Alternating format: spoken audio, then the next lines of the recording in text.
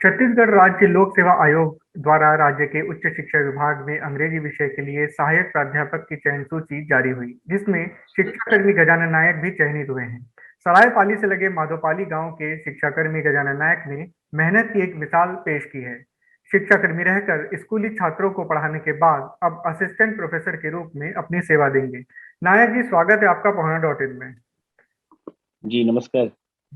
नायक जी, आप बतौर शिक्षाकर्मी आपने इतने वर्ष काम किया है, बच्चों को पढ़ाया है। आप लोगों को बताइए कि एक शिक्षाकर्मी का मुख्य काम क्या होता है?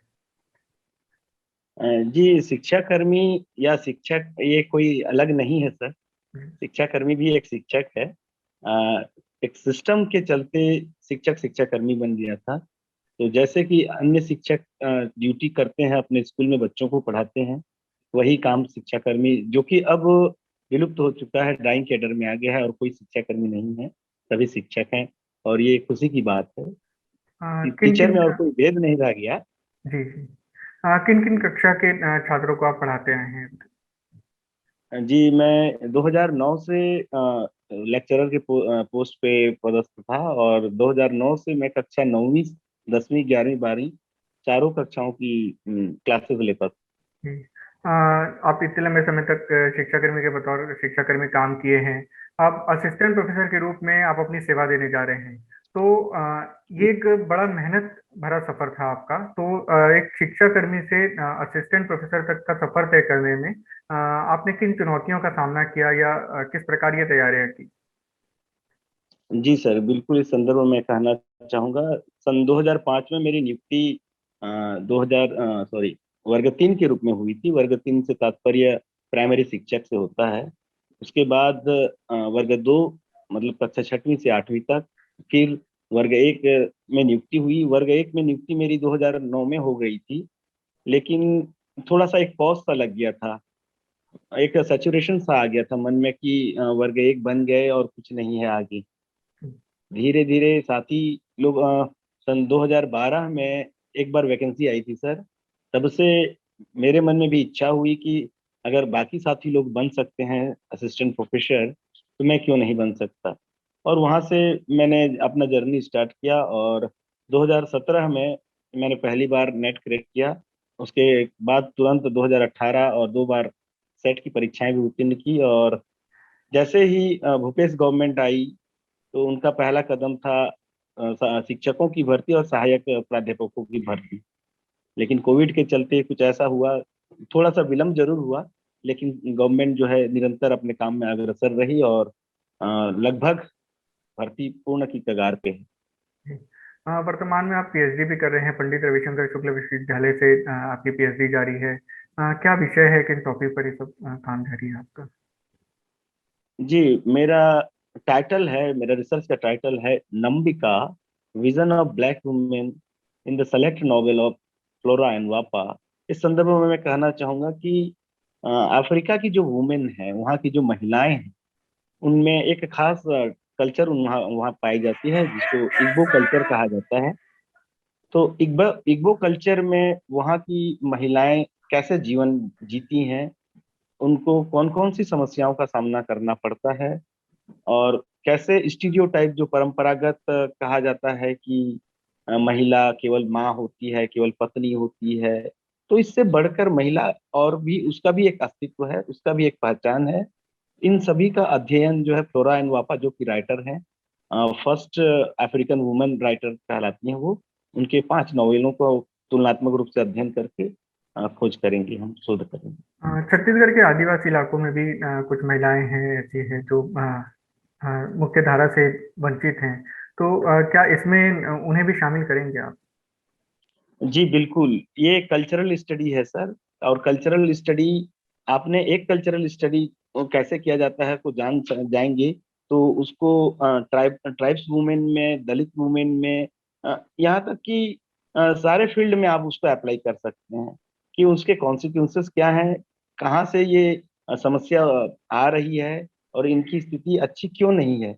इनका एनालिसिस करके जब समाज के सामने आप रखेंगे, तो निश्चित तौर पे अवेयरनेस उनमें आएगा। अ, जैसा कि आपने बताया, आप इन पिछड़ी महिलाओं के लिए कर रहे हैं। आप ग्रामीण क्षेत्र से आते हैं, और जी जी। ग्रामीण क्षेत्र में रहकर तैयारी करना, बतौर शिक्षाकर्मी से असिस्टेंट प्रोफेसर का सफर तय करना, तो सुविधाओं का काफी अभाव होता है गांव में, तो इसे कैसे आपने पूरा किया? जी सर, सुविधाएं तो नहीं है, आपके कॉमरेड मतलब साथी नहीं है कि आप किसी ट्यूशन क्लासेस ज्वाइन कर लो, वहाँ पे अच्छे ट्यूटर मिल जाए, गाइड मिल जाए, ये पॉसिबिलिटीज नहीं है। लेकिन इसके बावजूद चूंकि ये मॉडर्न एज है और मोबाइल, लैपटॉप, इंटरनेट, इन ये ऐसे गैजेट्स हैं जो शहर और ग्रामीण के वातावरण को दूर, उसकी खाई को पाट दे रहा है सर। मतलब जो जानकारी एक शहर में रहने वाला, मेट्रो सिटी में रहने वाला व्यक्ति प्राप्त कर सकता है, वही जानकारी एक गांव का दूर दराज का व्यक्ति भी प्राप्त कर सकता है। तो हाँ। Thanks to digitalisation. छत्तीसगढ़ में शिक्षा की स्थिति को कैसे देख रहे हैं? कितने सुधार की यहाँ जरूरत मानते हैं? ग्रामीण क्षेत्र हो चाहे शहरी क्षेत्र हो, क्या सुधार देखना चाहते हैं? जी, छत्तीसगढ़ वैसे तो शिक्षा के क्षेत्र में अच्छी स्थिति नहीं थी, लेकिन जब से 2001 से आज 21 साल हो गए लगभग, लगातार प्रोग्रेस कर रहा है सर। और निश्चित तौर पे एक स्थिति ऐसी आएगी कि यहाँ के लोग भी केरल, मिजोरम के जैसे लिटरेसी रेट हासिल कर लें और टेक्नोलॉजी में अपना योगदान दे सकें। आपने नेट निश्चित तौर सेट पे काम चल रहा है। जी जी, आपने नेट सेट क्लियर किया है, शिक्षाकर्मी रहे हैं, खेल के क्षेत्र में आपने अच्छी ऊंचाइयां हासिल की है, छात्र संघ में आप सक्रिय रह रहे हैं। एक कंप्लीट पैकेज के रूप में लोग गजानन नायक को सरायपाली और आसपास के क्षेत्रों में देखते हैं। अब आप पर जिम्मेदारी बढ़ जाती है कि जो नवोदित छात्र हैं उन्हें आप बढ़ाने के लिए किस प्रकार कार्य करना चाह रहे हैं? जी सर, तो मेरा मानना है कि संपूर्ण विकास एक नागरिक का, एक बच्चे के रूप में, मतलब फिर शारीरिक, बौद्धिक, मानसिक सभी रूप से यदि विकास कर पाते हैं तो वही असल विकास है। क्योंकि आप दो चीज कहा जाता है सर यहाँ पर, आईक्यू और ईक्यू। आईक्यू से तात्पर्य इंटेलिजेंट कोशेंट, और ईक्यू मतलब इमोशनल कोशेंट। मतलब आदमी तो क्या है, इंटेलिजेंट हो जा रहा है केवल बुक पढ़ते पढ़ते। मतलब आप देखे होंगे आईआईटीएन को, मेडिकल स्टूडेंट्स को 24 आवर्स में 15 घंटा 17 घंटा पढ़ते हैं, ज्ञान तो वो प्राप्त कर लेते हैं, लेकिन वो कहीं ना कहीं सामाजिक पक्ष उनका कमजोर हो जाता है। वो अपने समाज के लोगों से उतना कनेक्टेड नहीं हो पाते। तो वास्तव में जीवन जो है परम सुख प्राप्त करने के लिए है सर। और परम सुख केवल एक क्षेत्र में नहीं हो पाता, आप सभी क्षेत्रों को जोड़कर यदि आप आगे बढ़ते हैं तो वही आपकी सफलता है। तो निश्चित तौर पे जी सर।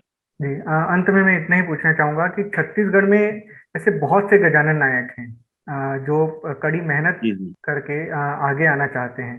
आपने ये जी सर। सफलता हासिल की है, आपने अपना एक मुकाम हासिल कर दिया है, तो ऐसे इन सभी गजानन नायक को क्या आप शिक्षा देना चाहेंगे या क्या उन्हें कहना चाहेंगे कि किस प्रकार वे अपनी तैयारी करें? जी, निश्चित तौर पे आपने सही कहा सर। मैं अकेला नहीं हूँ, और कई साथी हैं, कई गजानन नायक हैं। कई गजानन नायकों को सफलता मिली भी है और कई गजानन नायक असफल भी हुए हैं, लेकिन असफलताओं से मन हारना नहीं है। मैं रॉबर्ट ब्राउनिंग की एक कविता है प्रोसिपिके की, वो कहना चाहूंगा कि I was ever a fighter, so one fight more, the last and the best. मैं हमेशा से योद्धा रहा हूँ, तो क्यों ना एक और युद्ध हो जाए, सबसे बेस्ट बेस्ट और सबसे श्रेष्ठ।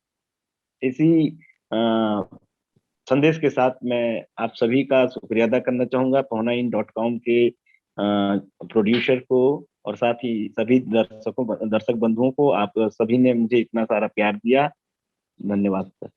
हमने बात करी गजानन नायक जी से, हमने जाना कि किस प्रकार उन्होंने अपना ये मुकाम हासिल किया है, और उनका कहना है कि ऐसे और भी कई गजानन नायक हैं जो उनकी तरह आगे बढ़ सकते हैं। खबरों का सफर इसी तरह जारी रहेगा, बने रहिए पहुना.in के साथ। पहुना.in से लगातार जुड़े रहने के लिए हमारे YouTube चैनल को सब्सक्राइब करें और बेल आइकन को क्लिक करें।